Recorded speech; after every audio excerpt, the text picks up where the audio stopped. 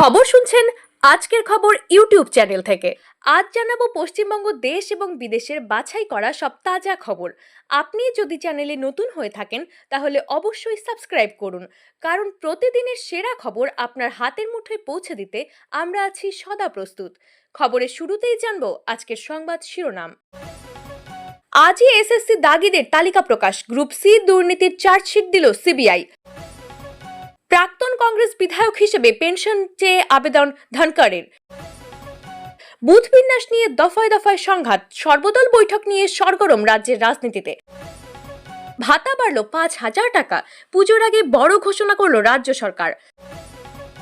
বজ্রবিদ্যুৎ সহ ঝড় বৃষ্টির পূর্বাভাস, আগামী 2 ঘন্টায় রাজ্যের এই 8 জেলায় হতে পারে ভারী বর্ষণ। আজই অযোগ্যদের তালিকা প্রকাশ, সেপ্টেম্বরে একসঙ্গে পরীক্ষা নতুন এবং পুরনোদের।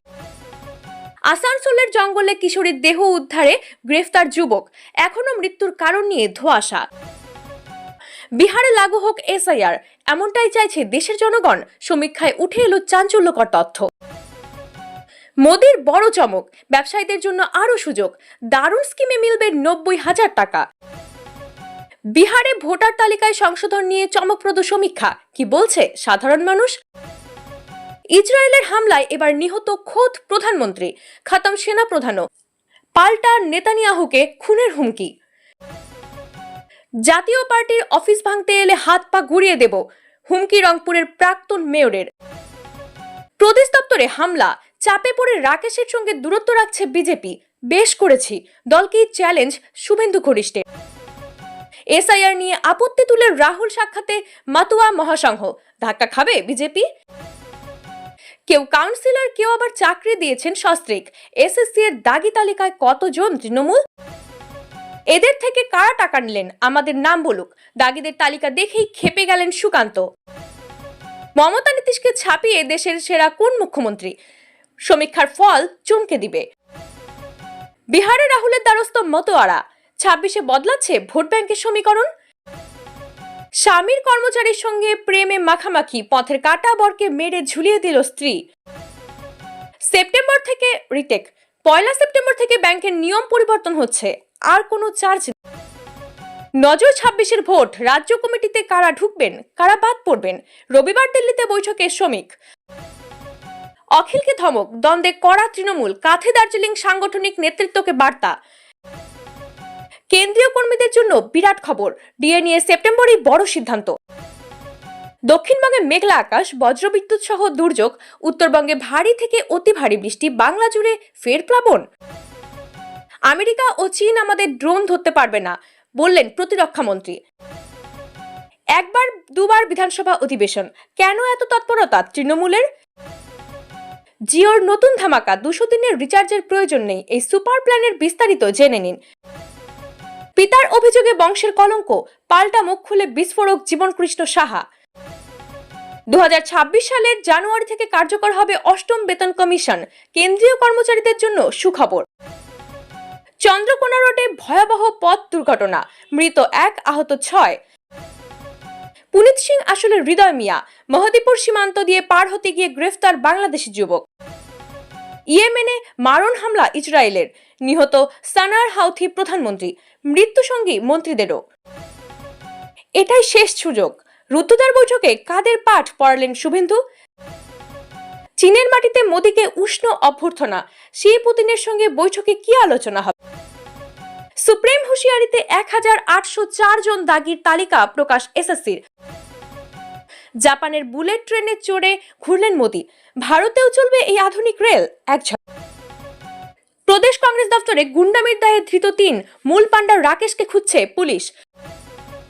কসাইয়ের পশুপ্রেম, মেধা বক্তৃতার পর মমতাকে বিঁধলেন শুভেন্দু। শেখ হাসিনা আসবে, বাংলাদেশ মসজিদের দান বক্সে মুজিব কন্যার প্রত্যাবর্তনের বার্তা। পূর্ব মেদিনীপুরে আসন বাড়াতেই হবে, টার্গেট বেঁধে দিলেন অফিস। এতক্ষণ শুনছিলেন সংবাদ শিরোনাম, এবারে আসছি বিস্তারিত খবরে। সুপ্রিম কোর্টের নির্দেশ মেনে অযোগ্যদের তালিকা প্রকাশ করে দিল এসএসসি।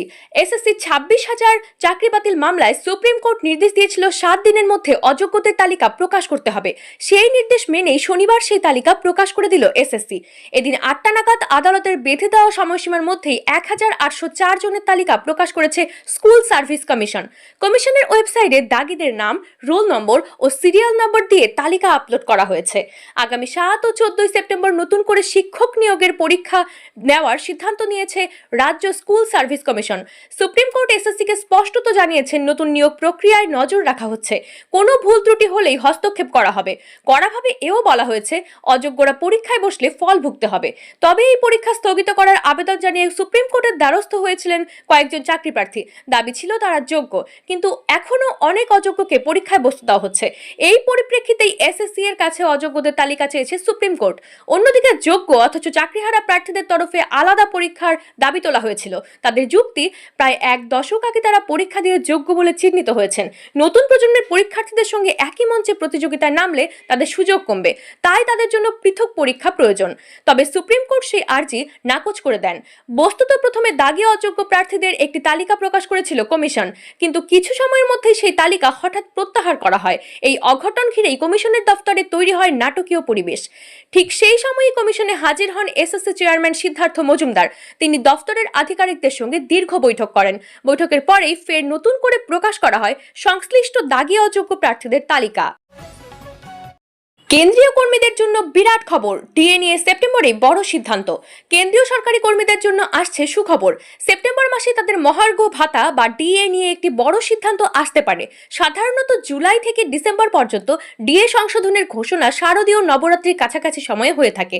এই বছর নবরাত্রি 22 সেপ্টেম্বর থেকে শুরু হচ্ছে, তাই মনে করা হচ্ছে এই মাসেই ডিএ বৃদ্ধির ঘোষণা হতে পারে।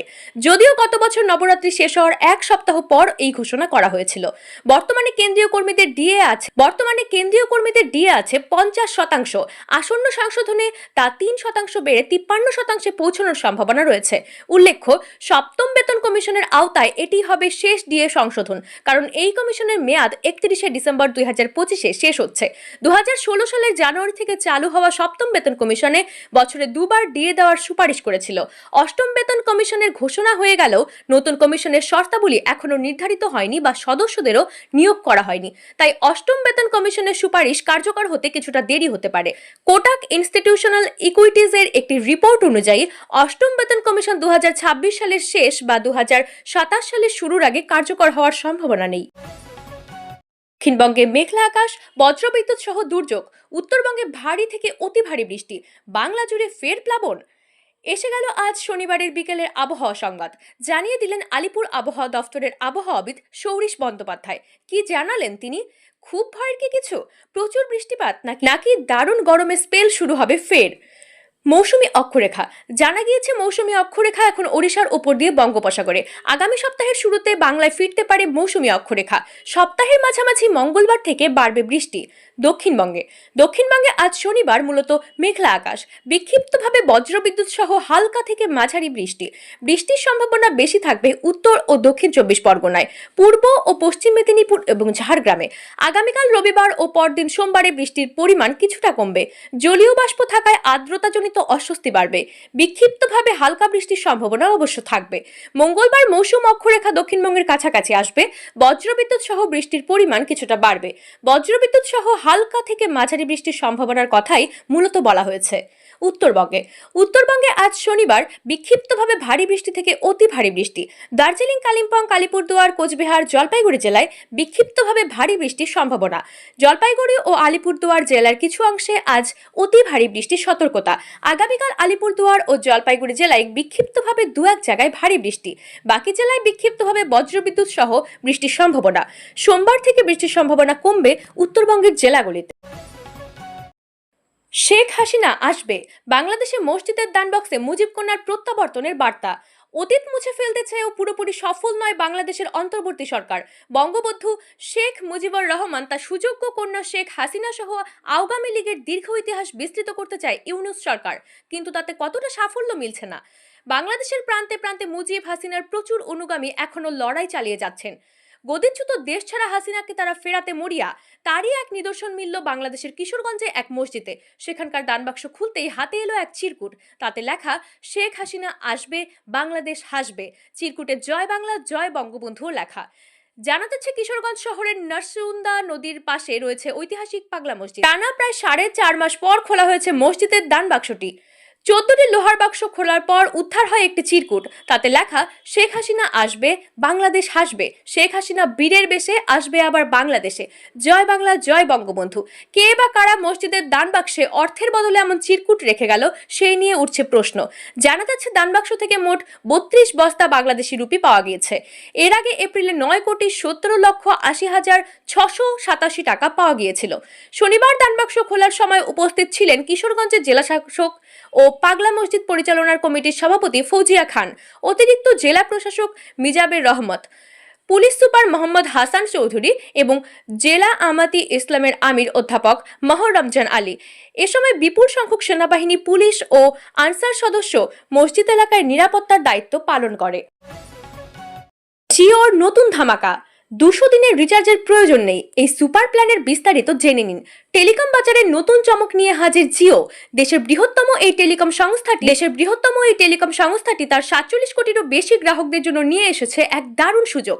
এখন আর প্রতি মাসে বা 3 মাস অন্তর রিচার্জের ঝঞ্ঝাট পোহাতে হবে না, কারণ সম্প্রতি জিও এমন একটি নতুন প্ল্যান নিয়ে এসেছে যা একবার রিচার্জ করলে 6 মাস বা প্রায় 200 দিনের জন্য নিশ্চিন্ত থাকা যায়।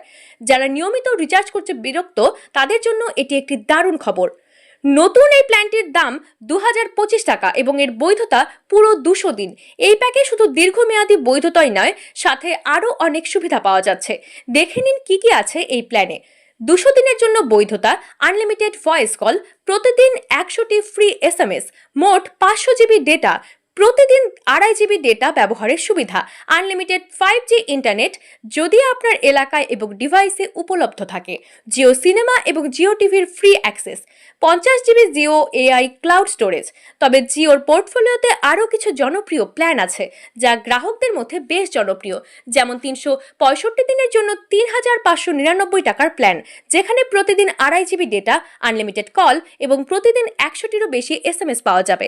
এর সঙ্গে 90 দিনের জন্য জিও সিনেমা এবং জিও টিভির সাবস্ক্রিপশনও পাওয়া যাবে। এছাড়াও 84 দিনের জন্য 1029 টাকার একটি প্ল্যান আছে যা OTT প্রেমীদের জন্য খুবই ভালো।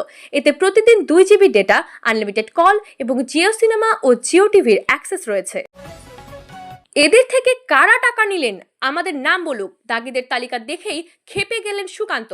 অলিখিত ডেডলাইন ছিল 7টা অবধি, তবে তা ভেঙে 8টায় অবশেষে প্রকাশ হলো দাগি অযোগ্যদের তালিকা। সুপ্রিম কোর্ট নির্দেশ দিয়েছিল 7 দিনের মধ্যে তালিকা প্রকাশ করতেই হবে, তবে আদালতে দাঁড়িয়েই এসএসসির আইনজীবী কল্যাণ বন্দ্যোপাধ্যায় জানিয়েছিলেন শনিবারই সেই তালিকা প্রকাশের চেষ্টা করা হবে। তেমনটাই হয়েছে। এসএসসি প্রকাশিত চিহ্নিত অযোগ্যদের তালিকায় আছে মোট 1804 জনের নাম। পাবলিক ডোমেইনেই রয়েছে এই তালিকা। তবে সেই চিহ্নিত অযোগ্যরা কোন স্কুলে, তাদের কোনো ঠিকানা কিছুই দেওয়া হয়নি। সেই নবম, দশম, একাদশ ও দ্বাদশের বিভাজনও। তবে চাল ও কাকড় আলাদা করা গেলেও শাস্তি নির্দোষীরাই পাচ্ছেন বলে দাবি করেন চাকরিহারা আন্দোলনকারী মেহবুব মণ্ডল। তিনি বলেন, এখন তো সব পরিষ্কার, কারা চাল কারা কাকড় সবই প্রকাশ্যে, কিন্তু তারপরেও শাস্তি আমরা পাচ্ছি। যারা চাকরি চুরি করেছে তাদের সঙ্গে আমাদেরকে একই বাটখারায় মাপা হচ্ছে। আমরা বিচার পাইনি। অপরাধী চিহ্নিত হওয়ার পরও কিভাবে নির্দোষরা সাজা পাচ্ছেন, তালিকায় এখন ত্রাস। হাজার টালবাহানা পেরিয়ে তা প্রকাশ হতেই সরগরম হয়েছে রাজ্য রাজনীতি।